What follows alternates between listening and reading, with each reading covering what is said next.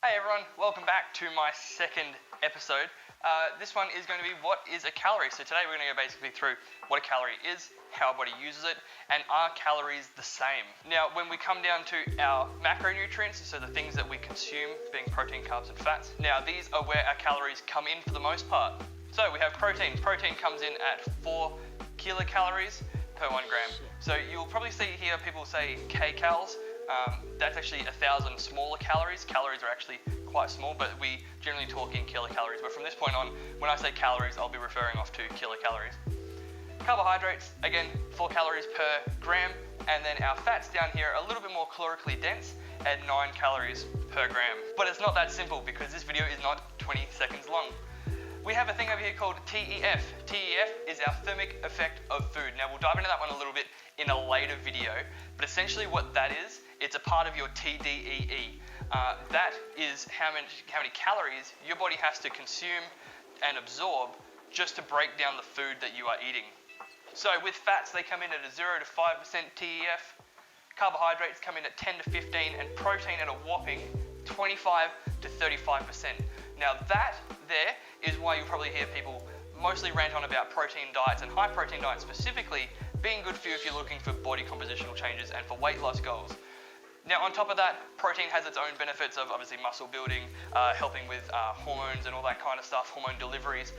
But for the most part, people talk about the TEF and the muscular benefits when they talk about high protein diets and being more beneficial than say your high carb or high fat diets. Alright, so this crudely drawn seesaw, it follows a law of thermodynamics. The first one, matter cannot be created nor can it be destroyed. So when we start looking at our energy in, that is our food. We don't take in any other energy. We don't get calories from oxygen, we get calories from all the food that we take in. Now, we have things affecting our energy output. So, NEAT, for example, non-exercise activity thermogenesis. So that is involuntary movements, so like say, blinking of your eyes, keeping your organs running, there's a divide. People sometimes say that if you park far at a supermarket and then you walk yourself to the supermarket, that's NEAT. I wouldn't say that it's necessarily NEAT because it's now purposeful exercise, which is exercise activity. So it's the third one there, fourth one, I can't count.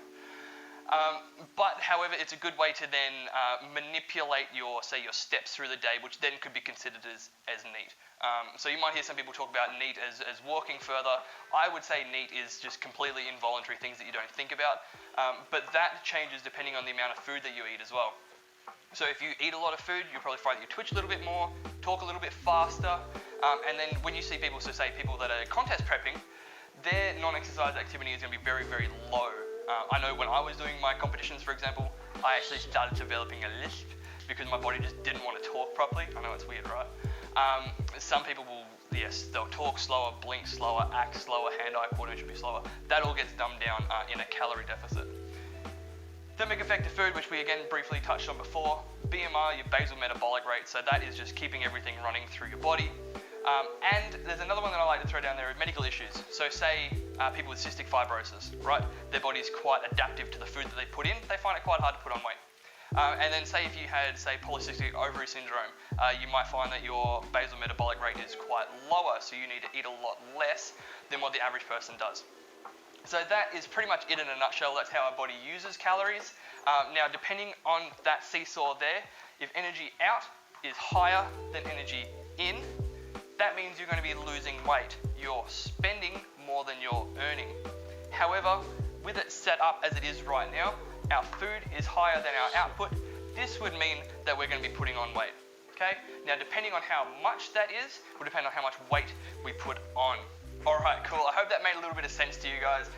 There will be another video coming up in regards to BMR, NEAT, and TEF, and all that kind of stuff. So if that was a little bit confusing, don't stress, I have you covered.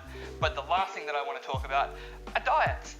Now look, the best diet at the end of the day is what you can adhere to.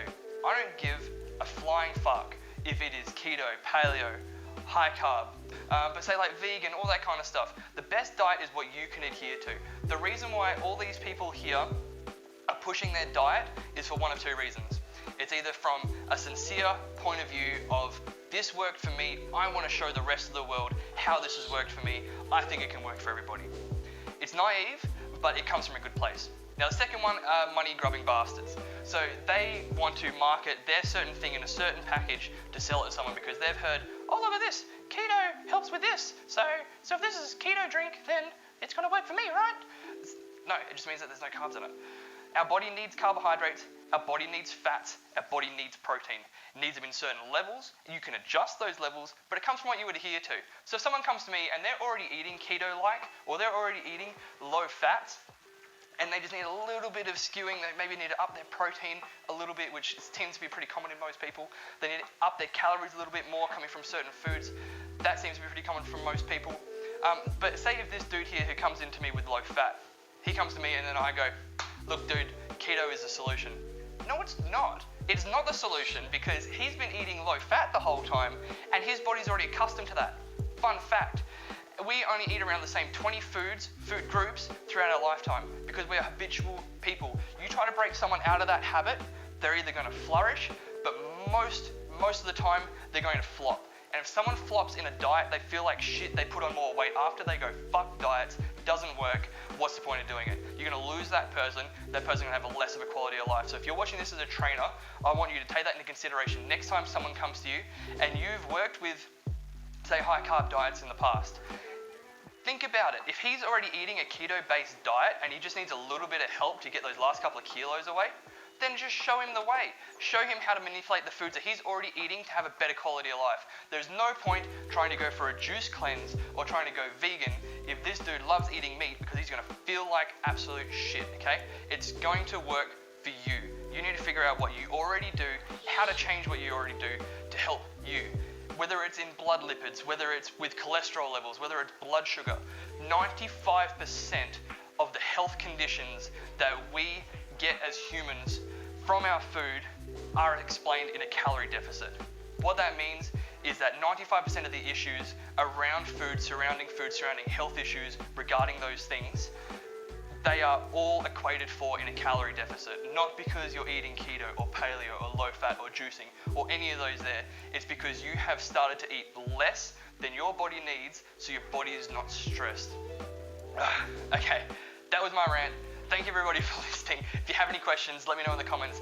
Don't forget to like, comment, and subscribe. I'd love to hear what you guys have to think about my little rant and about that little seesaw in general. But stay tuned for the next videos where we start diving a little bit deeper into all this stuff. Thanks guys.